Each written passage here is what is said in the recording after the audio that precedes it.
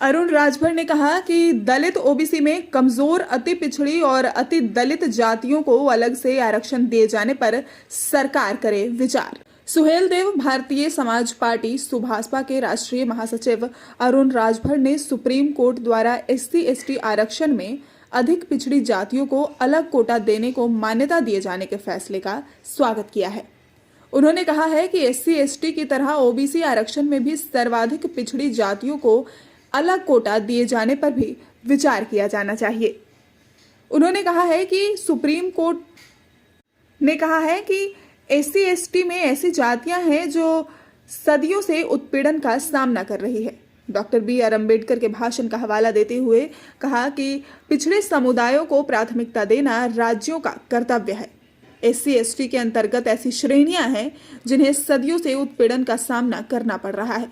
ऐसे में उन्हें कैटेगरी में बांटा जा सकता है। सुप्रीम कोर्ट ने कहा कि अनुच्छेद 14 यानी समानता के अधिकार का उल्लंघन नहीं करता है। ये SC/ST को उप वर्गीकरण की अनुमति देता है।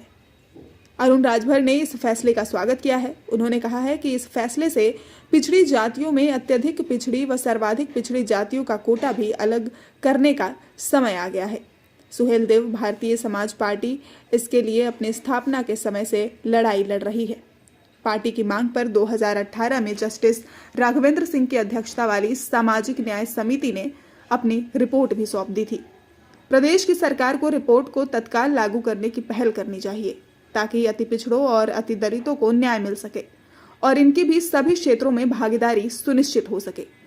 27% आरक्षण में OBC वर्ग में कुछ विशेष समुदाय आरक्षण की सुविधा पर पूरी तरह काबिज हो गए हैं। वहीं 22.5% दलित आरक्षण में दलित वर्ग में कुछ विशेष समुदाय आरक्षण की सुविधा पर पूरी तरह काबिज हो गए हैं। उससे मुक्ति मिले, जिसकी वजह से इसका लाभ समान रूप से सभी समुदायों को नहीं पहुंच रहा है। आरक्षण की सुविधा लेकर एक ऐसा संपन्न वर्ग विकसित हो गया जिसने आरक्षण की सभी सुविधाएं अपने तक केंद्रित कर ली है।